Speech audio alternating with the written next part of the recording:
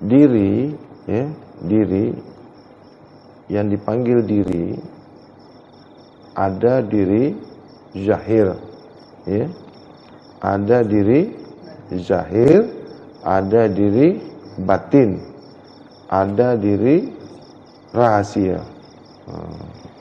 Ya, itu saja yang ada. Ya, diri zahir, diri batin, diri rahasia. Diri zahir itu diri jasmani, ya. Boleh juga panggil diri jasad, tubuh, ya. Diri zahir, diri jasad, tubuh jasmani, ya. Diri zahir, ya, diri zahir itu diri jasmani, tubuh kasar, tubuh muhaddas, ya. Diri zahir itu diri jasmani, jasad, diri yang nyata.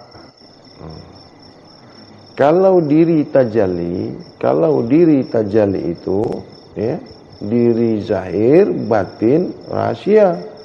Diri tajalli itu, ya, diri tajalli itu diri zahir, batin, dan diri rahasia. Itu yang dipanggil diri tajalli. Diri tajalli itu, ya, diri zahir, diri batin, diri rahasia. Kalau panggil diri tajalli itu sudah dalam satu kesatuan. Kalau panggil diri tajalli sudah masuk diri zahir, diri batin, diri rahasia. Diri zahir atau tubuh kasar, tubuh jasad, jasmani, dipanggil juga jasmani. Mana diri jasmani itu? Yang nampak sekarang, ya, yang boleh berkata-kata, boleh melihat, boleh memandang, boleh mendengar, boleh buat ini, boleh buat itu. Itulah diri zahir. Mana diri batin? Mana diri batin? Diri batin itu jiwa, nyawa, roh. Diri batin itu nyawa,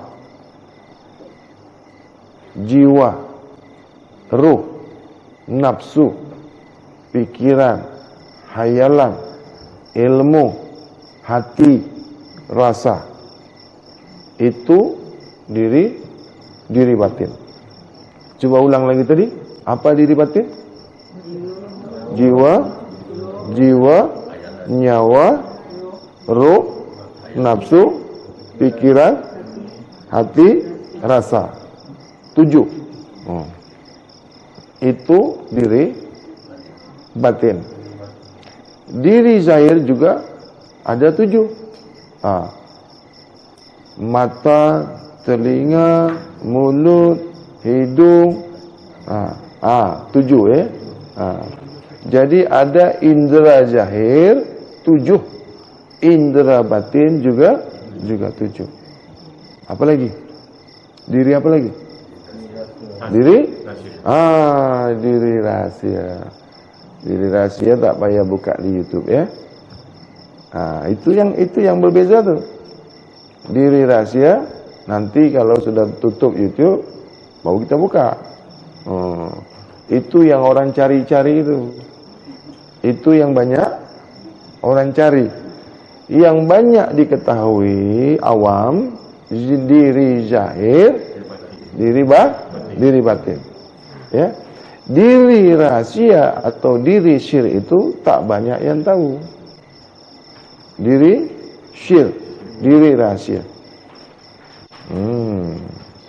Yang banyak orang tahu di ilmu, di kaedah syariat, di kaedah tarekat, di kaedah hakikat, di kaedah ma'rifat, diri zahir, diri batin.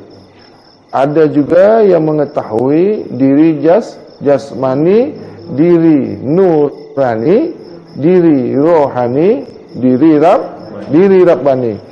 Itu dah banyak orang tahu, Dah banyak orang tahu. Mana diri rahasia? Mana diri syir itu? Yang mana diri syir? Tak payah buka dekat itu, ya. Sangkut. Diri syir itu sangkut, ya. Okey. Jadi apabila kamu nak mengetahui diri zahir, diri jasmani, ya. Bila nak tahu diri zahir ni, diri kasar ni, tubuh kasar ni, maka di surat Abasa ayat 24. Ya. Di surat Abasa ayat 24. Maka hendaklah tubuh kasar ini, maka hendaklah tubuh manusia ini, maka hendaklah manusia itu memperhati makanannya. Jadi untuk mengetahui siapa diri zahir, ya, nak tahu siapa diri zahir ni, yang nampak ni, yang nyata ni, maka di surat Abasa ayat 24, ya, maka hendaklah manusia itu memperhati makanannya. Maka kamu itu adalah apa-apa yang kamu makan. Kamu itu adalah apa-apa yang kamu makan. Ini filsuf, ya. Di dalam Al-Quran, ya, pada Al-Quran, maka hendaklah manusia itu memperhati makanannya. Siapa manusia yang tidak memperhati makanannya, yang tidak mengetahui apa makanannya, yang tidak nak tahu, nak ingat apa makanannya, maka dia bukanlah manusia. Sesiapa yang tidak memperhati makanannya, maka dia bukan manusia. Jadi maksud daripada Al-Quran, maksud daripada ayat surat Abasa ayat 24 itu, ya, pengkajian dalam hakikat, maka hendaklah manusia itu memperhati makanannya. Apabila manusia itu tidak memperhati makanannya, maka bukan manusia. Kalau manusia, siapa manusia yang sentiasa memperhati makanannya, maka dia sebenar-benar manusia. Manusia tidak memakan makanan haiwan. Manusia tidak makan makanan syaitan. Manusia tidak makan makanan jin. Manusia tidak makan makanan iblis. Ya? Manusia memakan makanan manusia. Siapa manusia yang tidak tahu, tidak paham, tidak memelihara, tidak tahu memilih makanannya, maka dia bukanlah manusia sebenar-benar manusia. Kerana manusia itu sentiasa paham, sentiasa ingat, sentiasa mengerti apa yang dia makan. Itu apabila kita nak tahu apa diri zahir kita. Maka mulakanlah, pahamilah, ketahuilah bahwasanya diri zahir kamu itu, tubuh jasad kamu itu adalah tubuh manusia daripada anak cucu Adam.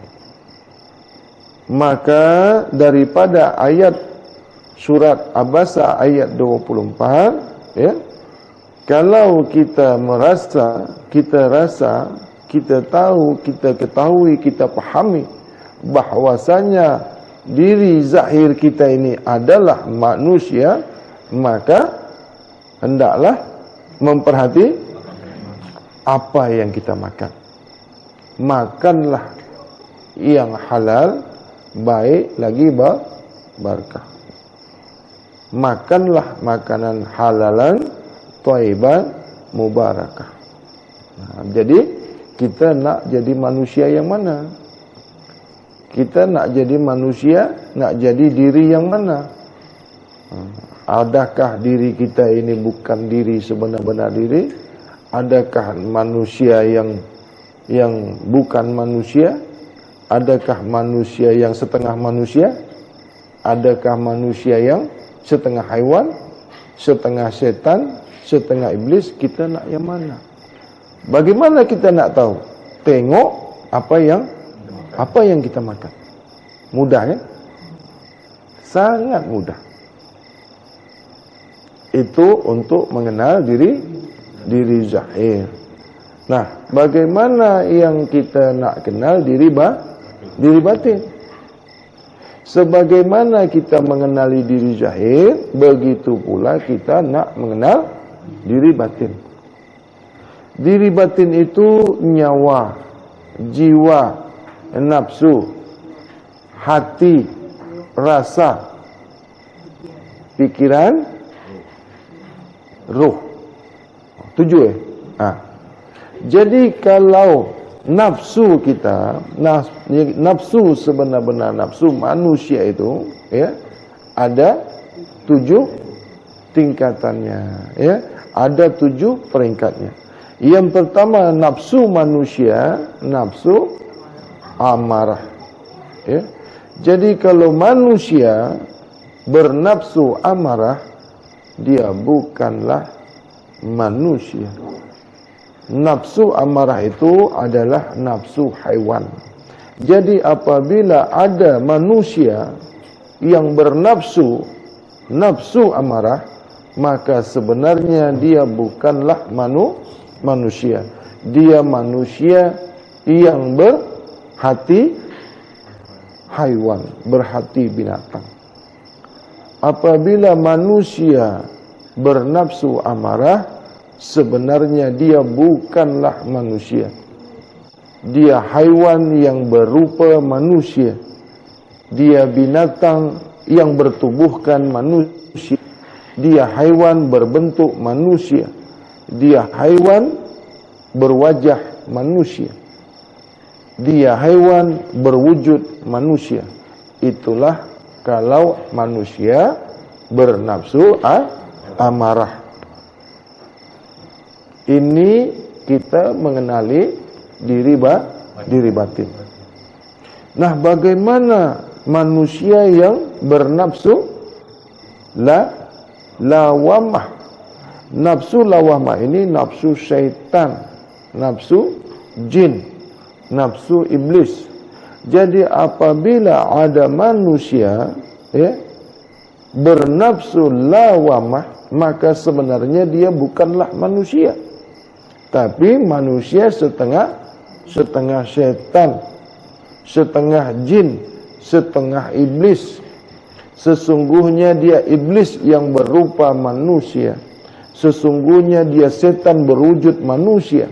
Sesungguhnya dia jin berwujud manusia. Maka matinya besok pasti perginya ke neraka. Nafsu amarah, nafsu lawamah, ini kedua-dua nafsu ini tidak akan pernah dapat syafaat daripada Rasulullah, karena nafsu yang tidak dikontrol, yang tidak terpimpin, yang tidak terkawal ya. Lagi yang ketiga nafsu malhamah. Jangan bagi anak namanya malhamah. Jangan bagi anak namanya ammarah. Tak boleh. Ya, itu nafsu yang buruk. Jadi jangan bagi nama anak kita ammarah, malhamah atau lawamah. Itu tak boleh. Ya, hati-hati bagi nama anak ya. Bagi nama anak itu Julaiha ya, yang bagus-bagus ya. Nafsu malhamah ini ya, nafsu jahiliyah ya, nafsu yang sangat buruk.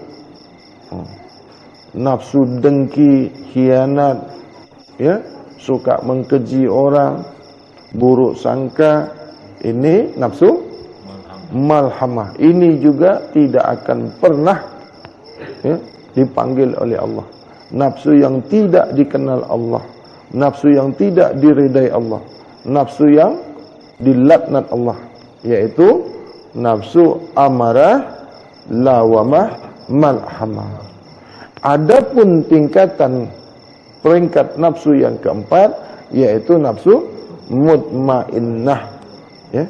Nafsu mutmainnah ini nafsu yang tenang, nafsu yang tenang, nafsu yang diridai Allah, nafsu yang reda kepada Allah dan diredai Allah.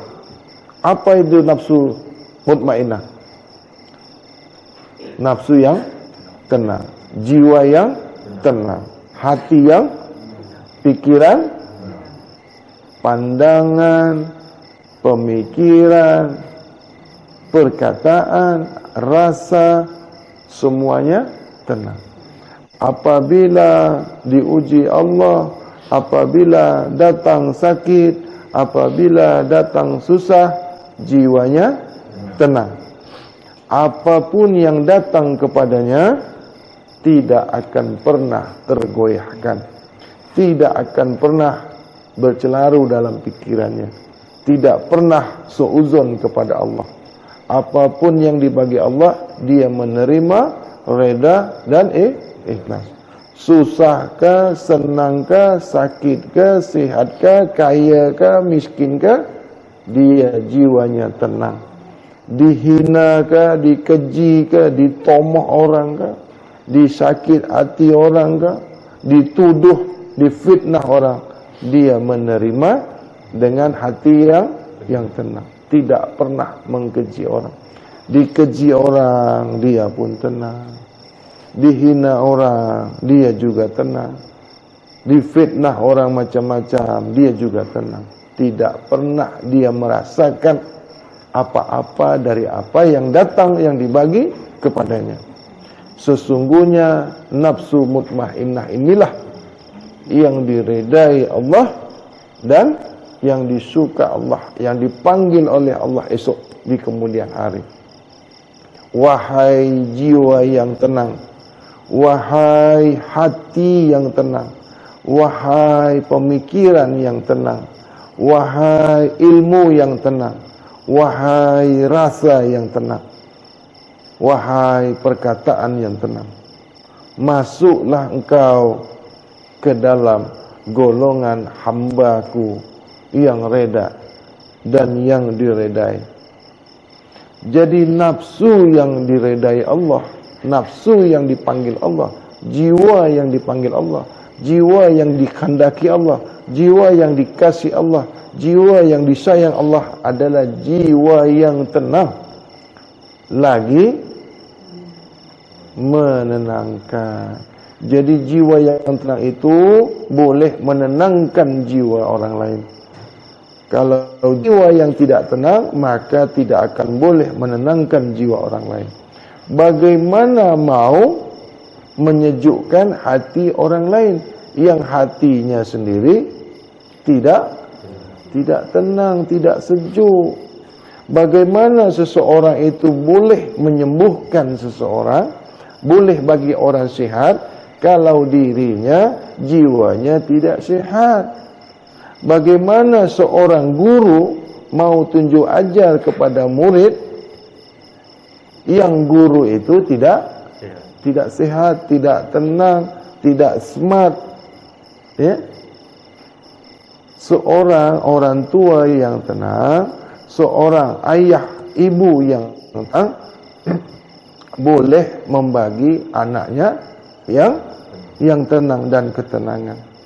Tidaklah boleh seseorang yang jiwanya sendiri belum tenang, tidak tenang, hatinya tidak tenang, rasanya tidak tenang, pikirannya tidak tenang, maka dia tidak akan boleh membagi ketenangannya kepada siapapun juga. Maka dari itu, ya, tenangkan jiwa kamu, damaikan hati kamu, ya, tenteramkan pemikiran kamu, kawal nafsu, ya, kawal, jinakkan, kawal nafsu kamu, untuk mencapai nafsu mutmainnah. Nah, manusia ya yang mengamalkan, yang mengikuti kaedah atau menuruti, mempelajari, menghendaki ridha Allah, ya, manusia yang nakkan ridha Allah, kasih sayang Allah, mesti dia sampai ke tahap peringkat mutmainnah. Tidak akan dapat kepada kamu, tidak akan datang rahmat dan hidayah, ketenangan kepada jiwa kamu apabila kamu tidak pernah mau tenang. Nah, bagaimana diri kita ini, jiwa yang kita ini mau tenang? Macam mana caranya? Macam mana kaedah yang jiwa, yang diri batin kita ini boleh tenang? Apa kaedahnya? Bagaimana caranya? Nah, jiwa ya atau nyawa, ruh itu bertempat pada jasad. Ruh kita ini, jiwa kita ini, ya, nafsu kita ini duduk pada jasad, pada jasmani. Jadi bagaimana ruh kita, nyawa kita, jiwa kita, nafsu kita ini nak tenang kalau jasad kita ini kotor? Sesungguhnya jasad yang kotor akan menjejaskan, mengotorkan daripada jiwa kita yang bersih tadi. Bila jasad kita, jasmani kita ini kotor, maka jiwa kita juga kotor. Karena ruh itu meliputi jasad, jiwa itu meliputi nafsu itu meliputi jasad. Diri rohani, diri nurani, diri rabbani, ya, meliputi jasmani, ya. Diri batin itu meliputi diri zahir. Diri rabbani, diri rohani, diri nurani meliputi diri jasmani. Jadi diri rohani itu nyata pada diri jasmani. Perbuatan diri rohani, ya, itu nyata pada diri jasmani, tubuh kasar.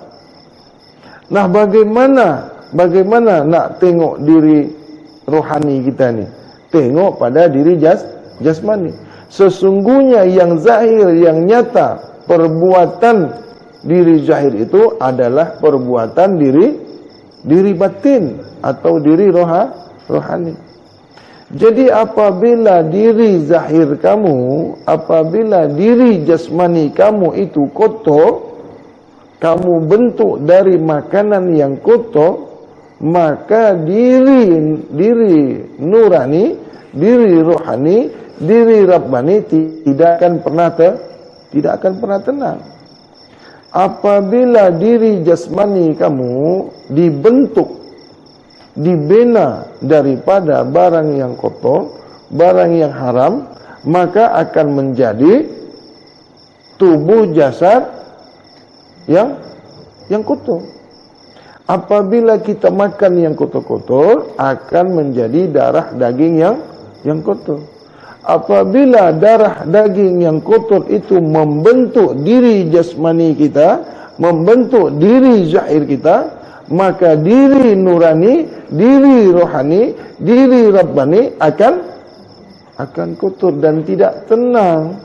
Sebab diri rohani kamu, nafsu kamu itu, jiwa kamu, nyawa kamu bertempat di dalam atau meliputi diri jasmani, diri zahir.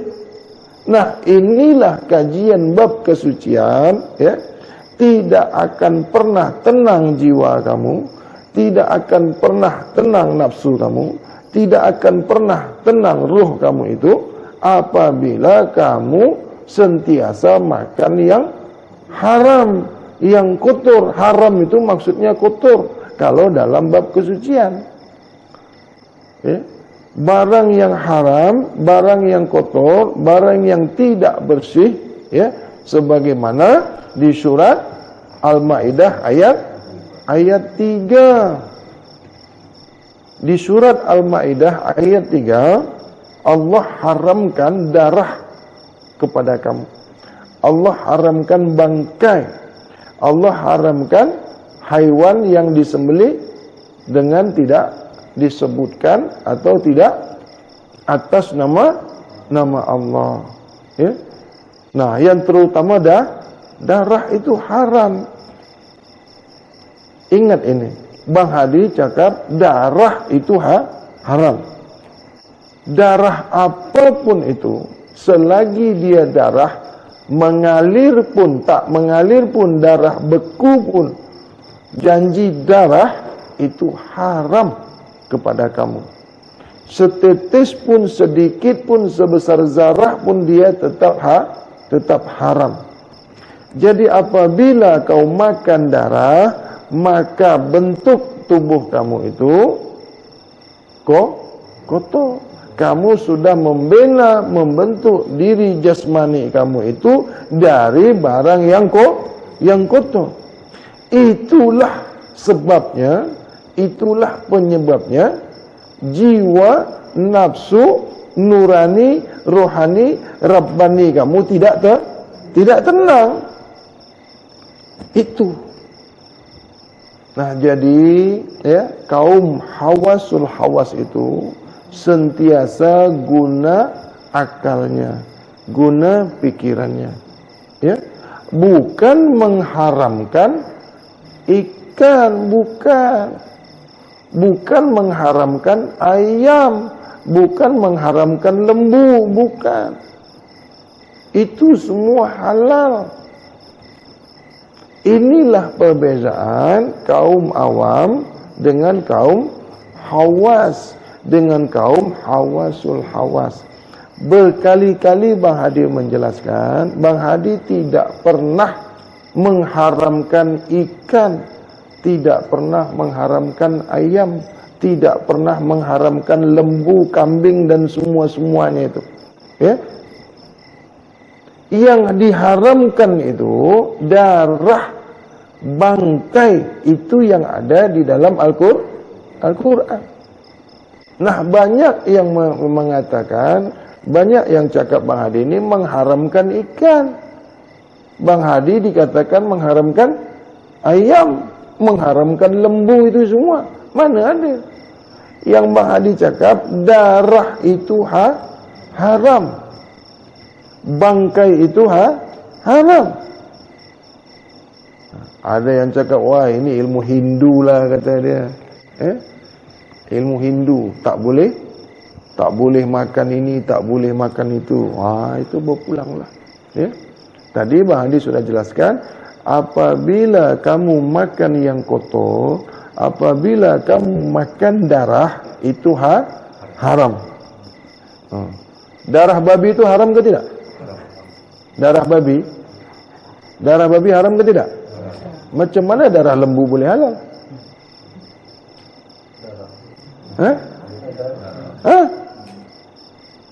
Pelik kan? Kalau darah babi, semua dia orang kata haram, mestilah itu darah babi. Kalau darah lembu, halal pula ya. Darah ayam, halal pula. Ini ya. Kan? Kalau orang hawasul hawas, darah apapun itu, nak darah babi ke, darah lembu ke, darah ikan ke, darah ayam ke, dia tak nak makan. Sebab darah.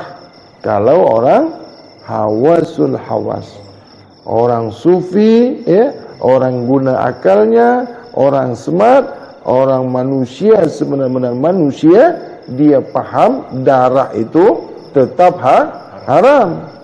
Kalau bab awam, kalau kaum awam, darah babi dicakap dia haram. Kalau darah lembu, darah kambing, darah ikan, darah ayam boleh dimakan. Inilah perbezaan manusia awam dengan manusia hawas, manusia hawasul hawas. Nah, ini orang yang jarang paham.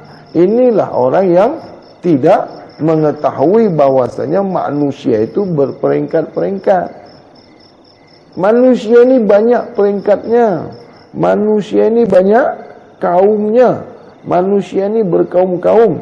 Ada kaum awam, ada kaum hawas, ada kaum hawasul hawas, ada kaum sufi, ada kaum wali, ada kaum nabi, ada kaum ahlullah. 7 peringkat manusia. Nah, kita nak yang mana? Kalau kita nak jadi kaum awam, kalau kita nak jadi manusia awam, boleh makan semuanya.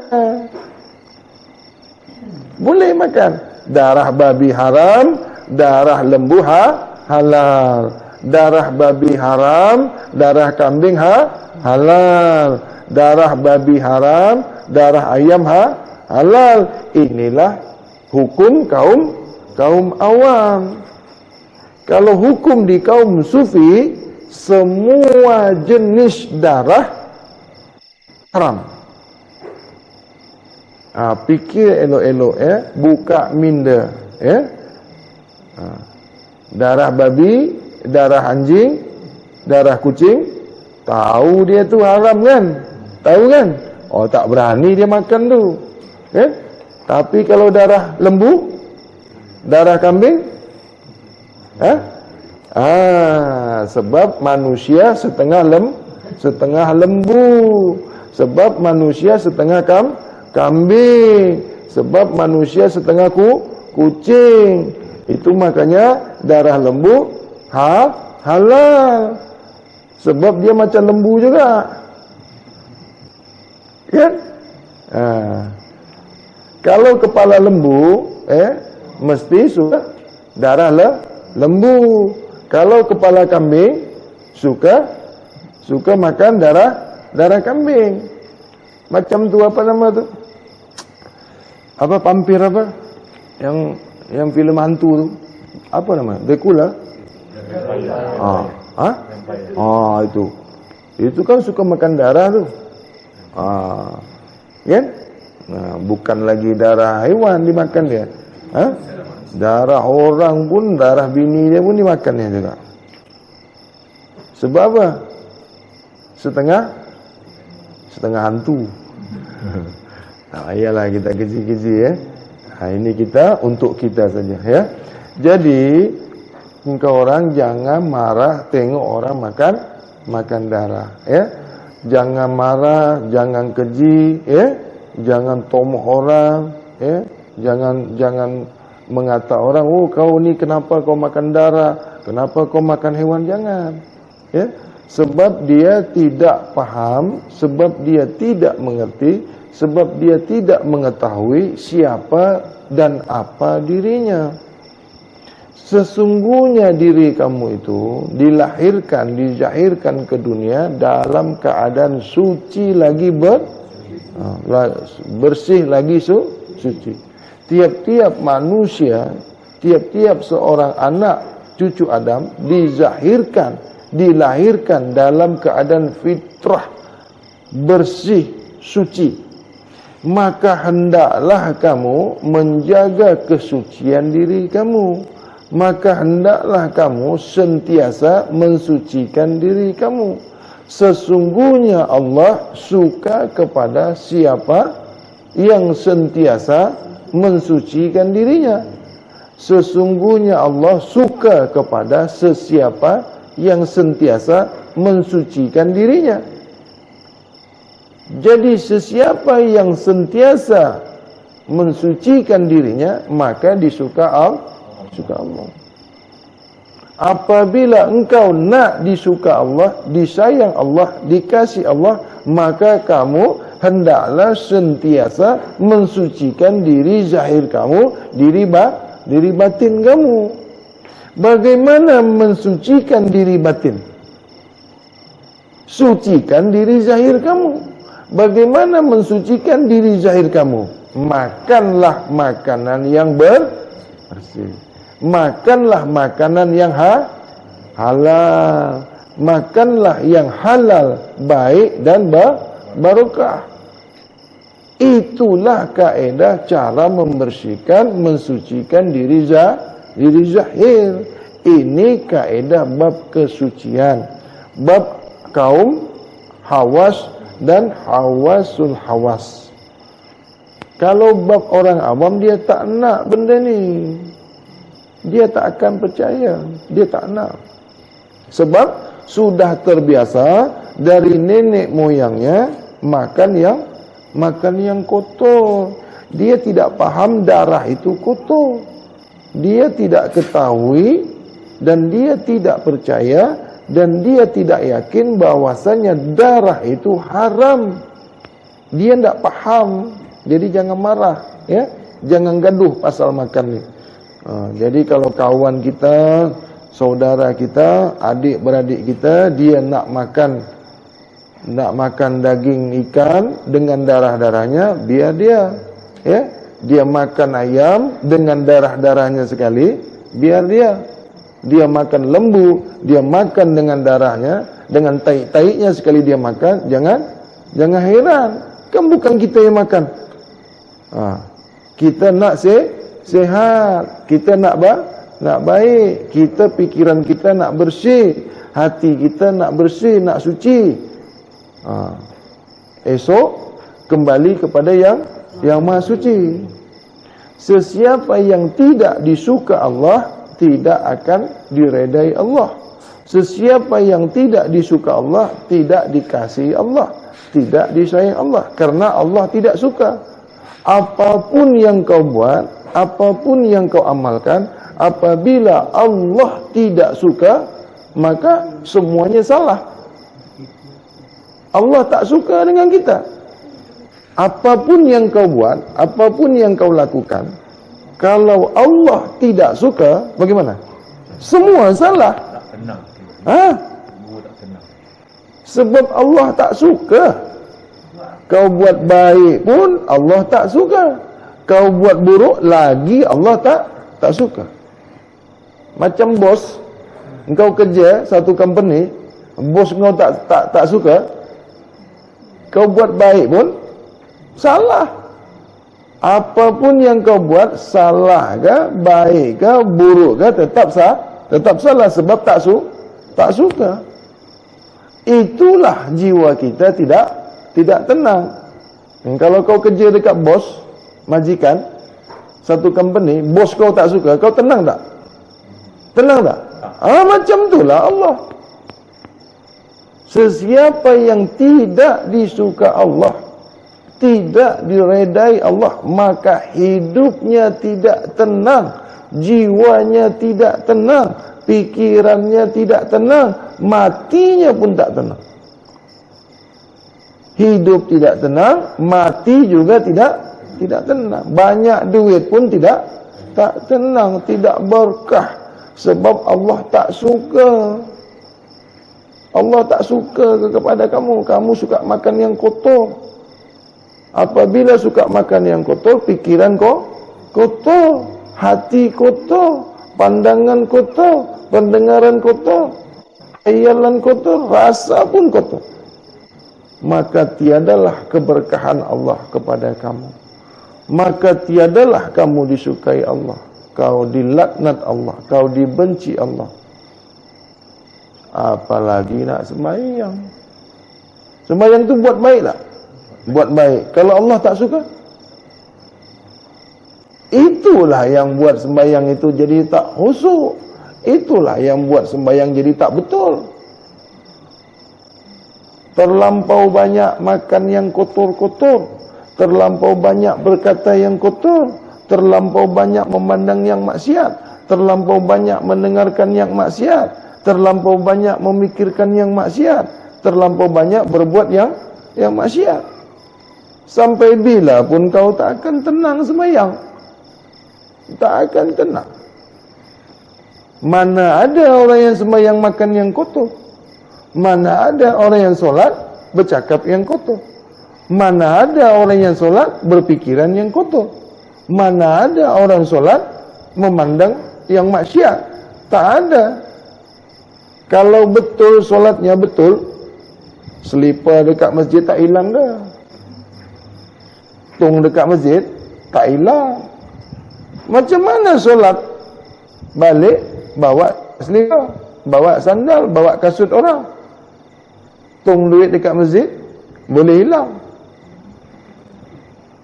Ada pula parking kasut. Ada kan?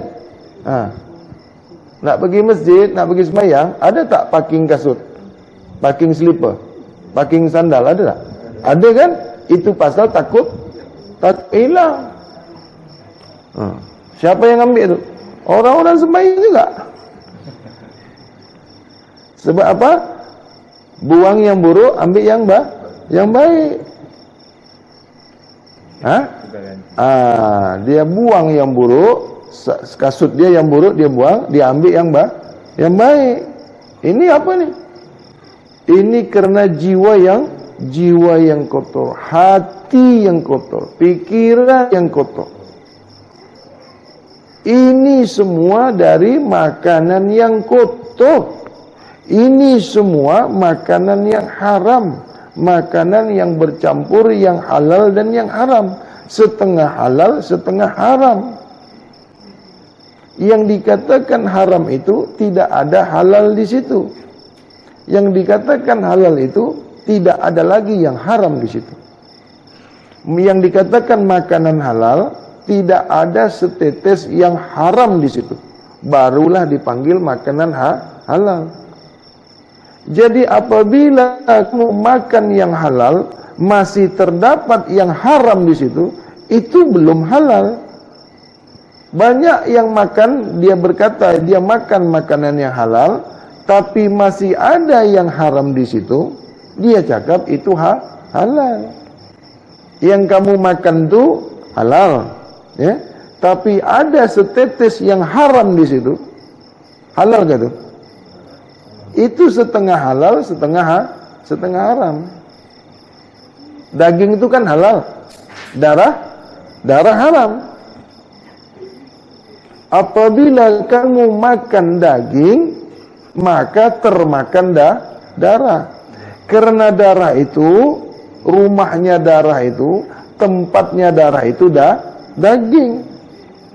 Jadi setan itu, ya, setan itu mengajarkan manusia tidak dapat membedakan mana yang halal, mana yang haram. Iblis itu sentiasa mempengaruhi manusia, mengelabui manusia, sehingga yang halal itu dicampur dengan yang haram, dia sudah tak boleh membezakannya. Dibutakannya matanya, dibutakannya pikirannya. Ini kerja setan. Bang Hadi berkali-kali cakap yang haram itu darah. Darah itu rumahnya pada daging. Daging itu dengan darah satu adanya. Susah untuk memisahkan. Daging dengan darah itu esa. Itu makanya daging itu warnanya merah. Itu warna darah. Mana ada daging warna merah? Daging tak warna merah. Kenapa daging itu warna merah? Itu warna darah. Lembu itu macam mana dia rasa lembu? Macam mana rasa lembu? Daging lembu itu macam mana dia boleh berasa lembu itu? Darah lembu itu yang membuat dia merasa daging. Kalau daging ayam letak darah lembu, itu daging ayam itu rasa lembu. Cubalah. Nanti sembelih ayam, letak darah lembu, itu baunya bau lembu, rasanya rasa lembu. Yang buat rasa daging lembu itu darah lembu itu. Bau lembu itu di darahnya itu. Apabila kau bersihkan darahnya, kau hilangkan darahnya, itu rasa lembunya tak ada. Caranya macam mana? Ambil daging lembu, blend. Bagi air panas, blend, buang airnya. Sudah, masukkan lagi daging yang sudah blender tadi, masukkan air panas lagi, blend lagi satu kali, buang lagi. Berapa kali? 2 kali kan? Masukkan lagi tadi ke blender, masukkan lagi air panas lagi, blend lagi 3 kali, kau buang darahnya. Itu baru daging yang sudah bersih. Tak ada lagi rasa daging di situ. Rasa lembu sudah tak ada, rasa ayam sudah tak ada, sebab darahnya sudah tak ada. Buat apa engkau makan daging macam itu lagi? Itu makanya kaum Hawas, kaum Sufi, dia tak nak makan daging. Daging haiwan kah, daging apapun, sebab merusak badan. Penyakit. Haiwan itu ada penyakit tak? Penyakit haiwan itu ada pada darah haiwan itu. Penyakit haiwan itu berada pada darah haiwan itu. Contohnya, manusia ada penyakit diabetik. Di mana penyakit dia itu? Di darah. Manusia berpenyakit kolesterol, apa yang bermasalah? Darah. Darahnya kotor, darahnya rosak. Kanser, di mana penyakitnya? Pada darah. Ginjal, itu darahnya yang bermasalah. Jantung, darah yang bermasalah. Penyempitan pembuluh darah, sebab darahnya kotor. Pembuluh darahnya berlemak. Stroke, darah yang bermasalah. Haiwan pun kalau sakit, haiwan itu kalau berpenyakit ada pada darah haiwan. Itu makanya Allah mengharamkan darah, sebab punca penyakit. Itu makanya Nabi sihat.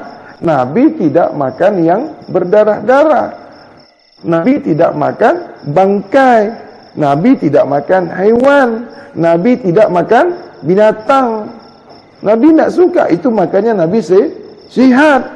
Orang Sufi, guru-guru terdahulu, itu tidak ada yang matinya kena penyakit.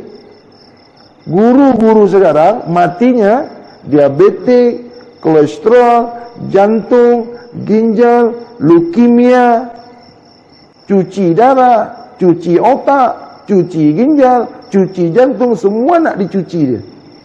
Sebab apa? Tak pandai jaga kawal makan. Banyak ustaz, banyak ulama, banyak guru matinya kena penyakit, bukan sampai ajalnya.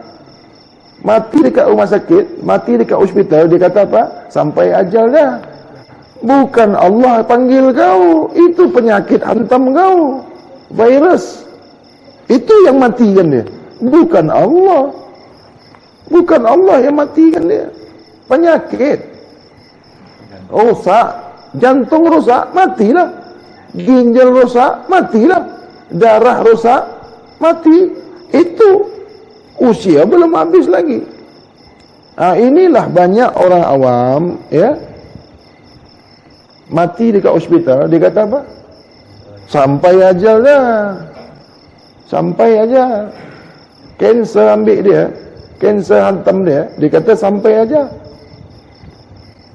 Betul kata? Inna lillahi wa inna ilaihi raji'un. Maknanya datang daripada Allah, pergi hantar, pergi kubur. Iya kan? Apa makna inna lillahi ilaihi raji'un itu? Datang daripada Allah, mai kita hantar pergi hantar pergi Allah kah? Inna lillahi wa inna ilaihi raji'un. Datang daripada Allah, mari kita hantar pergi mana? Hantar pergi Allah. Betul ke? Allah dalam kubur ke? Mengapa hantar pergi kubur? Kan? Kemana dihantar? Jangan panggil innalillah wa innalillahi ilaihi rajiun. Innalillah wa innalillah kuburan. Itu baru betul. Adakah orang masuk kubur kita kata innalillah juga? Hantar dekat kubur, cakap innalillah ilaihi rajiun, itu menipu. Yang dipanggil, yang dimaksud dengan innalillah wa innalillah ilaihi rajiun, datang dan kembali kepada Allah. Mana dia? Raib. Itu mati yang sempurna, itu kembali yang sempurna. Bagaimana kau awal, begitu kau akhir. Adakah kau daripada Allah kembali kau masuk ke kubur pula? Dicakap dia ajal. Semua orang masuk kuburnya. Dia kata apa? Nabi pun masuk kubur juga. Dia kata Nabi masuk kubur, tengok. Itulah manusia awam. Itulah manusia tak paham. Sampai hati dicakap dia Nabi itu mati. Nabi itu kekasih Allah. Nabi itu Rasulullah. Bolehkah Allah matikan dia? Bolehkah Allah matikan kekasihnya? Bolehkah Allah mematikan wali Allah? Bolehkah Allah matikan Rasulullah, kekasihnya? Muhammad Rasulullah, Muhammad Zahirullah, Muhammad Batinullah, Muhammad Syirullah, Muhammad Syariatullah, Muhammad Tarekatullah, Muhammad Hakikatullah, Muhammad Ma'rifatullah, Muhammad Kalamullah, Muhammad Syahadatullah, Muhammad Ghaibullah. Kau nak cakap Muhammad tu mati kan? Oh, itu Muhammad, ini Nabi Muhammad. Muhammad itu zahir pada Nabi Muhammad. Muhammad itu nyata pada Nabi Muhammad. Asma Muhammad itu nyata pada Nabi Muhammad. Af'al Muhammad itu nyata pada Nabi Muhammad. Sifat Muhammad itu nyata pada Nabi Muhammad. Zat Muhammad itu nyata pada Nabi Muhammad. Dibuktikan peristiwa Isra wal Mi'raj. Bagaimana kamu mengatakan Nabi itu mati, dikubur, ditanam? Siapa yang bagi kita syafaat esok? Siapa yang nak bagi syafaat?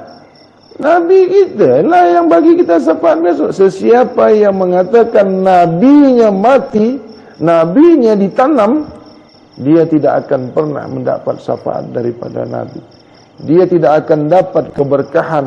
Dia tidak akan pernah dapat rahmat dan hidayah daripada Rasulullah. Dia tidak akan dapat syafaat daripada Rasulullah. Sebab mengatakan, ya, sesungguhnya wali-wali Allah itu, kekasih-kekasih Allah itu tidak pernah mati. Tidak pernah.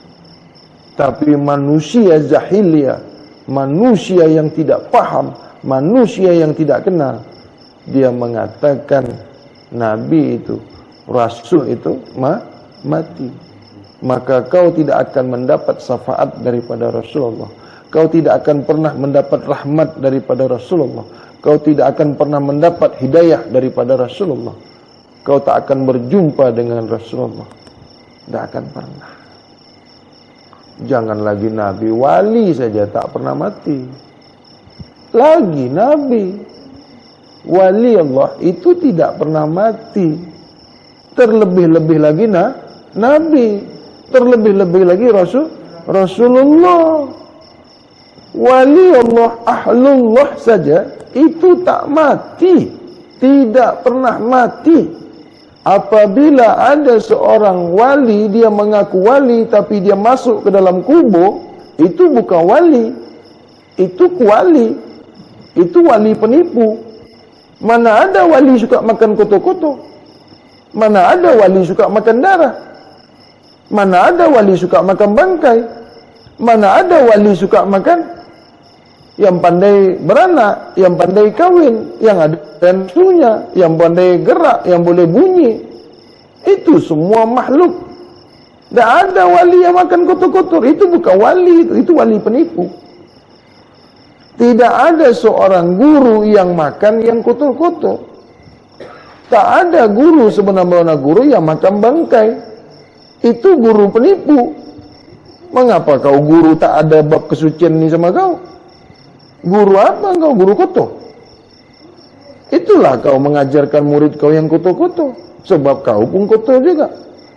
Seorang guru yang suka makan yang kotor-kotor, suka makan yang bangkai, suka makan yang bernafsu, suka makan yang pandai kawin, yang pandai berak dimakan dia, itulah guru yang kotor. Otaknya pun kotor, nafsunya pun kotor, perbuatannya pun kotor, pandangannya pun kotor. Itu makanya banyak guru yang berbuat tak senonoh dengan muridnya. Banyak. Sebab suka makan bangkai, suka makan yang kotor, suka yang berdarah-darah. Tengok muridnya bernafsu, tengok muridnya boleh timbul nafsunya. Mana boleh guru tengok murid ada timbul nafsu. Sebab murid kita itu anak macam anak kita sendiri. Seorang murid itu lebih dikasihi guru daripada anak kandungnya sendiri. Seorang guru sebenar-benar guru mengasihi, menyayangi muridnya, lebih sayang kepada muridnya daripada anak kandungnya sendiri. Anak sendiri ditinggal-tinggalkan, istri sendiri ditinggal-tinggalkan demi untuk muridnya.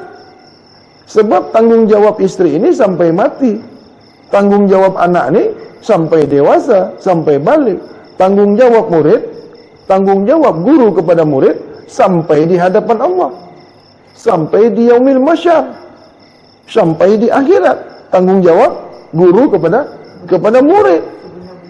Iya. Kalau guru sekarang ini banyak guru penipu. Muridnya bercelaru, muridnya sesat, muridnya bodoh. Dibiarkannya saja. Aku tak nak murid aku ni bodoh, muridku sesat, muridku masuk neraka, aku tak nak. Daripada muridku masuk ke neraka, lagi bagus aku masuk dulu. Aku tak akan biarkan muridku ke neraka. Kalau ada muridku yang ke neraka, lagi bagus aku yang masuk dulu. Aku tidak reda, tidak ikhlas ya Allah apabila ada seorang muridku yang pergi ke neraka. Demi Allah, demi Rasulullah, lagi bagus aku yang masuk dulu. Begitulah tanggungjawab guru kepada muridnya. Murid sesat, guru pun sesat. Murid ke neraka, guru pun ikut sama. Guru ke neraka, murid tak ikut dah. Guru sesat, murid tak sesat. Tapi murid bodoh, murid sesat, murid ke neraka, guru pun ikut sekali. Bukan senang jadi guru.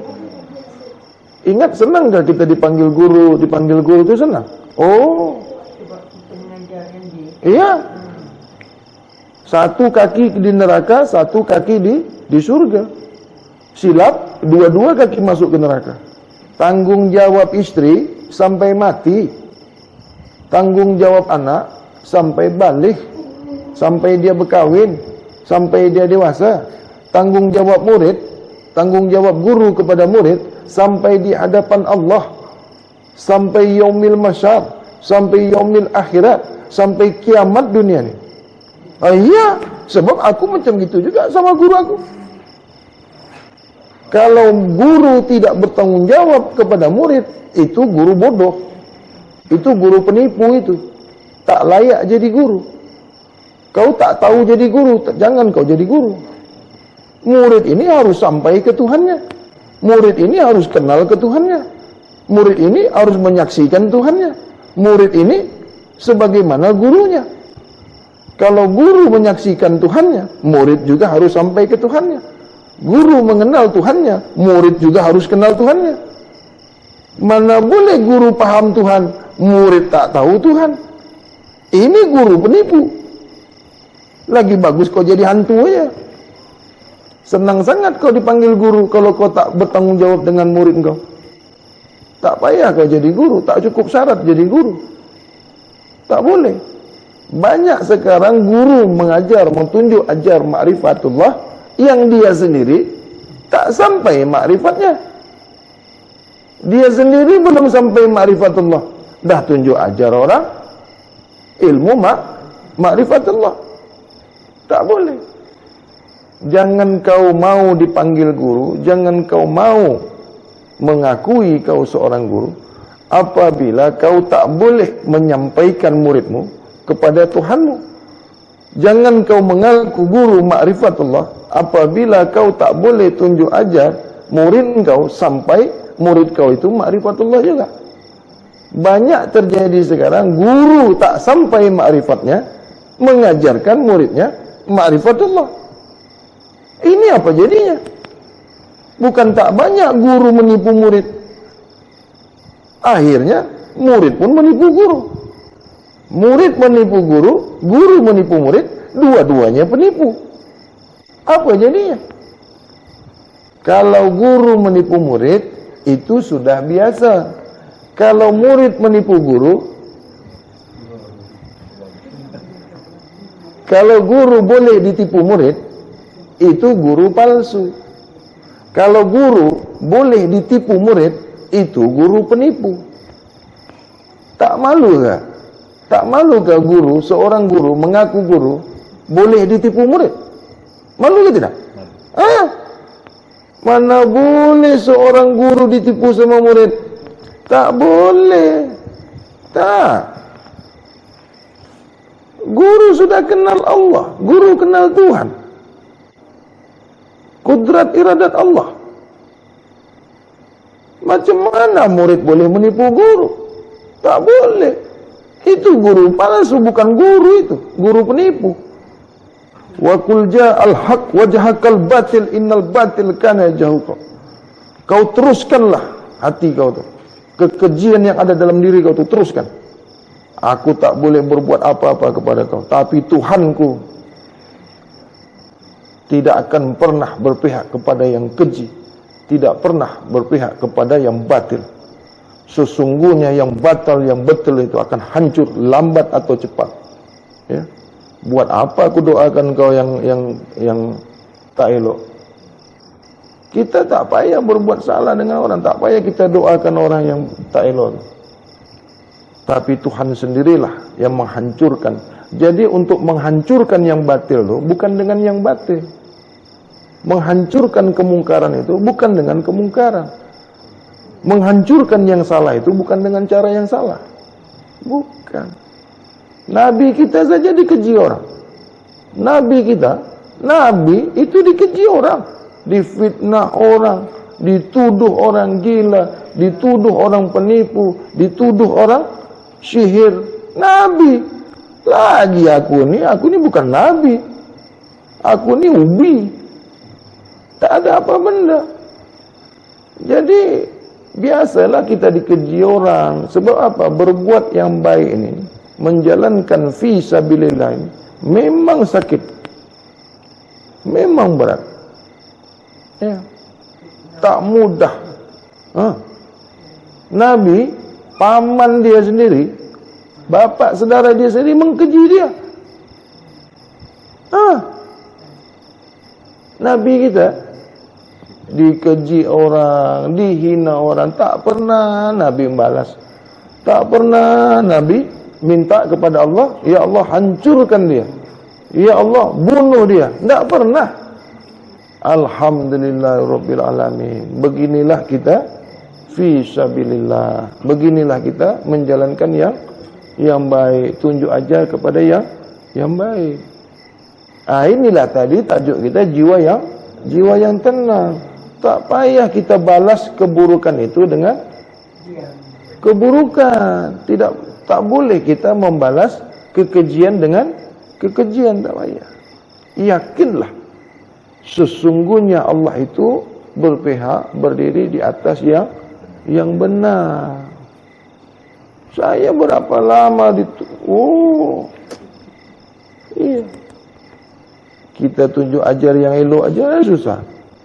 Lagi tunjuk ajar yang tak baik. 3 tahun saya tunjuk aja, bagi dia elok-elok. Jangan kau makan yang macam ni, jangan kau buat yang keji. Itulah manusia ni, tak boleh kita paksakan. Kalau kita yang nak dia buat baik, dia sendiri tak nak baik, itu tak boleh. Kita yang nak dia baik, Itu tak boleh. Allah tidak akan merubah nasib satu kaum apabila kaum itu tidak mau hijrah, tidak mau berubah.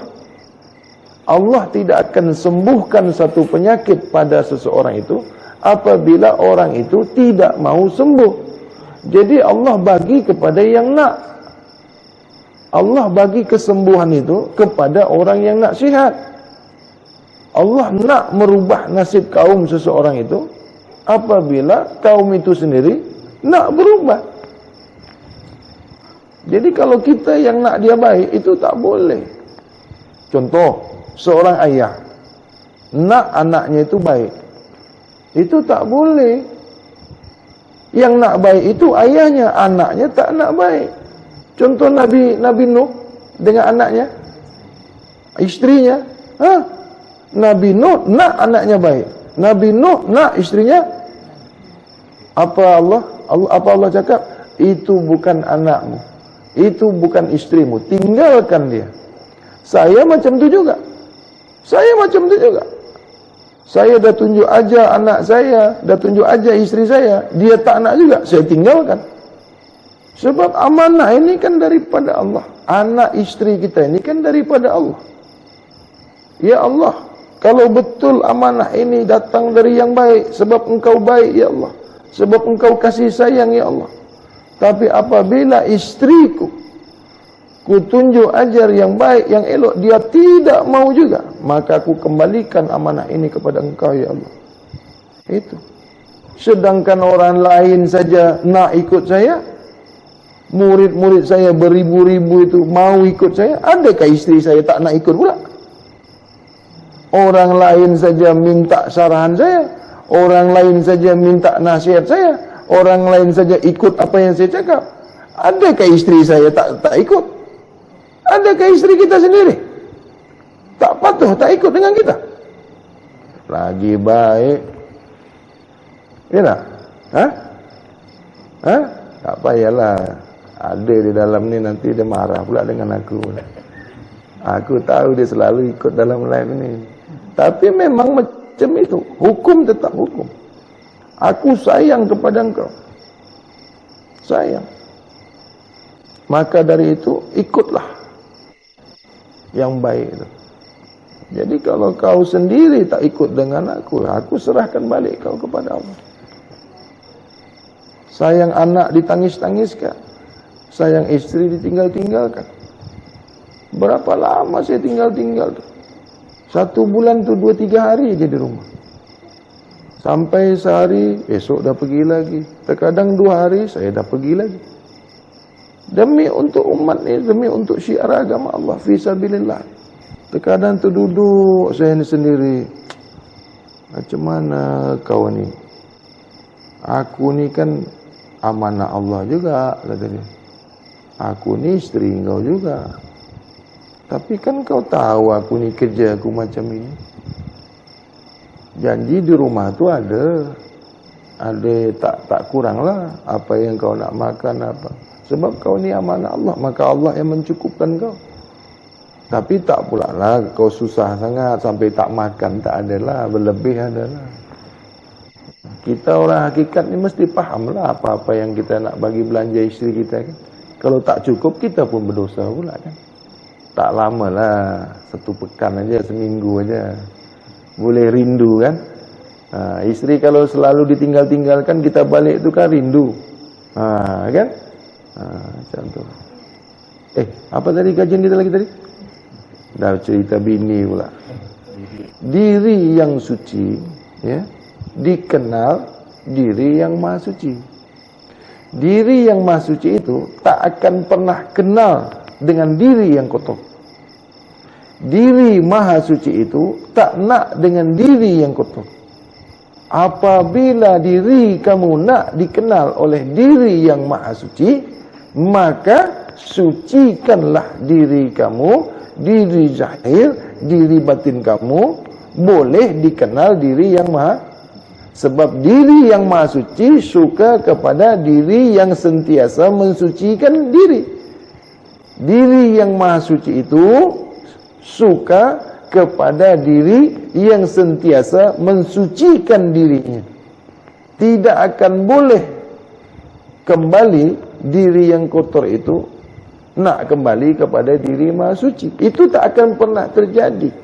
Tidak akan pernah kau kembali kepada diri, empunya diri yang maha suci itu. Sebab diri yang maha suci itu mengambil haknya kembali. Itu makanya inna lillah ilaihi roji'un.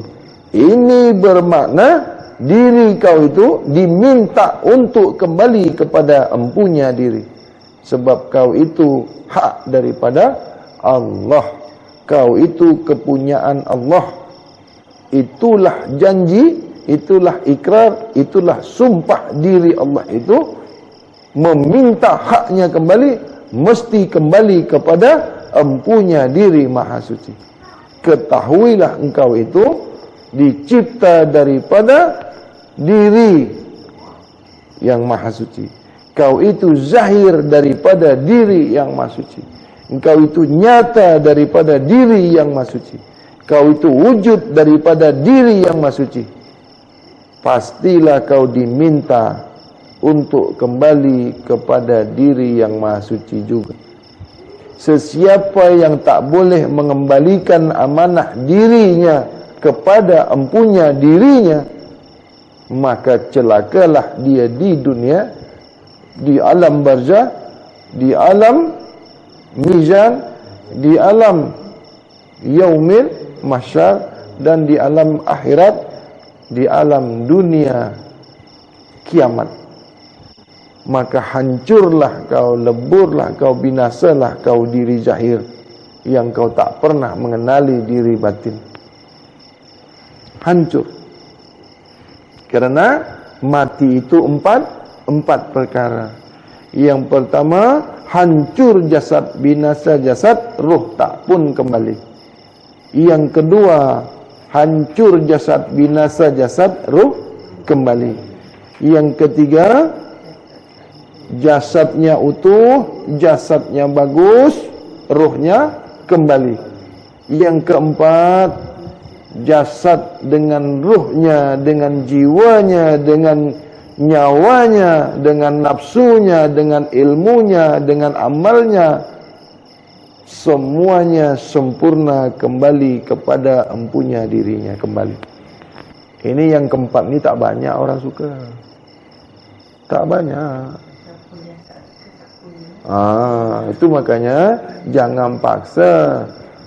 Nah, guru aku tu kembali sempurna kepada diri Tuhannya kembali. Guru Bahadi kembali kepada empunya dirinya kembali. Awalnya daripada diri Allah, akhirnya kembali lagi kepada diri Allah kembali. Itu. Ya, baik. Bukan raib-raib penipu. Bukan raib-raib penipu, bukan cakap-cakap raib-raib aja. Tidak. Nyata, sebenar-benar nyata. Dia tidak mati. Tapi guru-guru sekarang ni banyak guru penipu. Dia menceritakan raib, dia mengajarkan raib, dia sendiri tak raib. Itu namanya guru raib penipu. Bukan esok kau raib baru kau cakap kau raib. Dalam dunia nyata ni mesti nampak dulu kau raib, baru esok kau boleh raib. Macam mana esok kau mati kau raib, kau sekarang ni tak raib? Itu kau guru penipu. Apabila kau mendengar seorang guru berjanji, bersumpah dia besok itu akan raib, sekarang ni dalam hidup ni kau tak nampak dia raib, itu gurunya guru penipu. Itu penipu. Harus sekarang ni lagi tengah hidup ni, ya, mesti nampak dia raib. Mesti kita saksikan guru itu boleh sebenar-benar dia raib. Barulah kau percaya esok dia akan raib. Jadi raib ni tak boleh ditipu. Macam mana kau makan yang kotor kau boleh raib? Itu mustahil.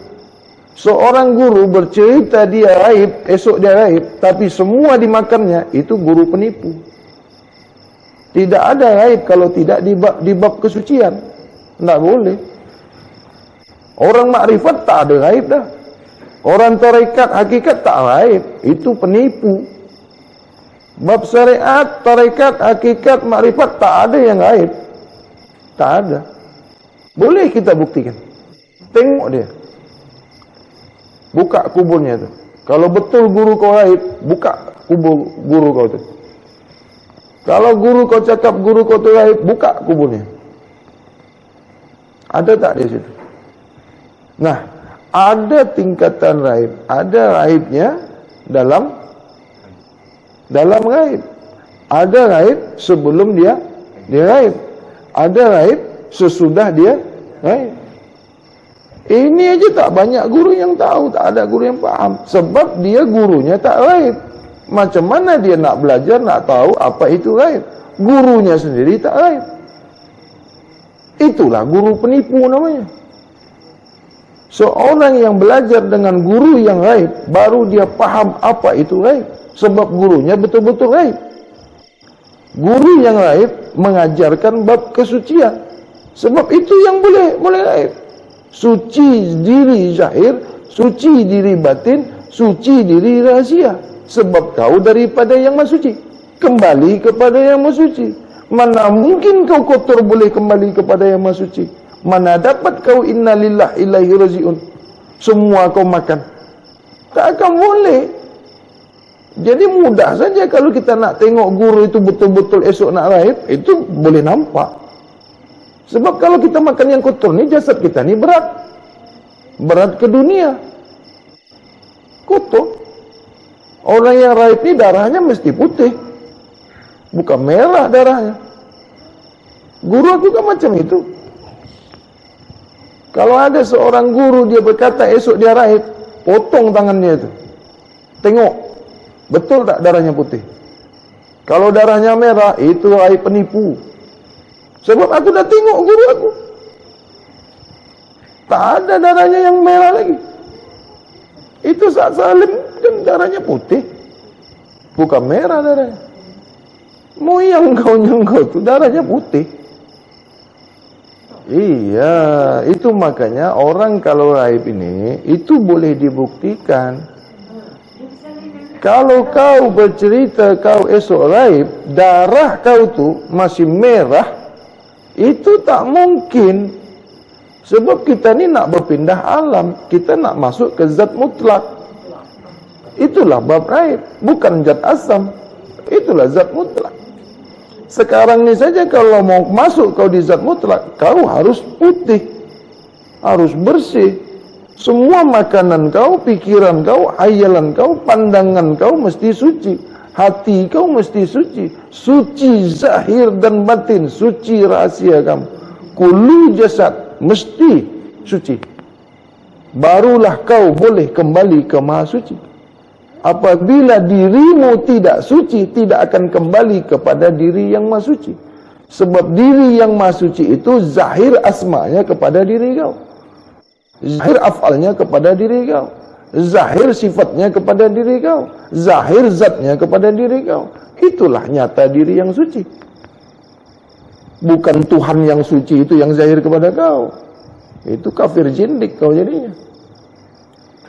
Tidak ada bab kesucian ini yang sampai ke Asia ini, tak ada. Cobalah cari guru-guru tu, nipu aja kerjanya. Nipu. Tak ada. Cobalah cari. Sebab dia tak mungkin dua. Naik satu, turun satu. Tak boleh ada dua. Kalau tak kau, aku. Itu aja.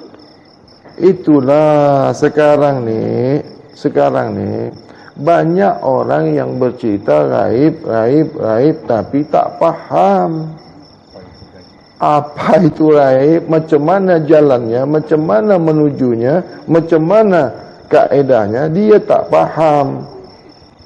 Itu mesti dari asasnya, mesti dari awal. Iya, dari zahir dulu, dari tubuh jasmani dulu. Mengenali diri ini dari tubuh jasmani. Apabila tubuh jasmani, diri zahir, diri nyata ini sudah kita kenal, barulah tubuh nurani. Bila kita ada kenal nurani, baru kenal rohani. Apabila kenal rohani, kita kenal rabbani. Macam itu 7 tingkatan diri ini. Diri zahir ini 7 juga, diri batin ini 7 juga, diri sir ini 7 juga. Jadi tak akan pernah kau raib, tak akan pernah kau kembali ke diri yang maha suci itu, kalau kau tak pernah suci. Mati dikubur, mati ditanam macam hewan, macam binatang. Busuk kau, membusuk di dalam tanah tu, hancur kau di dalam tanah tu. Tak ada anak isteri, tak ada harta kau, tak ada kekayaan kau, tak ada sanak saudara kau, tak ada kawan kau, semua tak ada. Membusuk kau dalam kubur, hancur kau di dalam kubur. Tak ada yang tolong kau. Apalagi kalau makan yang kotor-kotor, membusuk. Itu ulat di dalam tanah tu, haiwan di dalam tanah tu, semuanya datang. Bila cium aja bau busuk di badan kau tu, sebab kau makan yang kotor-kotor tu, habis kau masuk di telur. Memang. Kalau tak percaya nanti tunggulah. Kalau salah aku cakap ni, tuntut aku esok di akhirat. Kalau salah yang aku cakap ni, tuntut esok di akhirat nanti. Itu makanya carilah bab kesucian yang sebenar-benar kesucian, kaedah bab kesucian ini atas daripada makrifat lagi. Kalau nak kembali ke maha suci, mesti suci.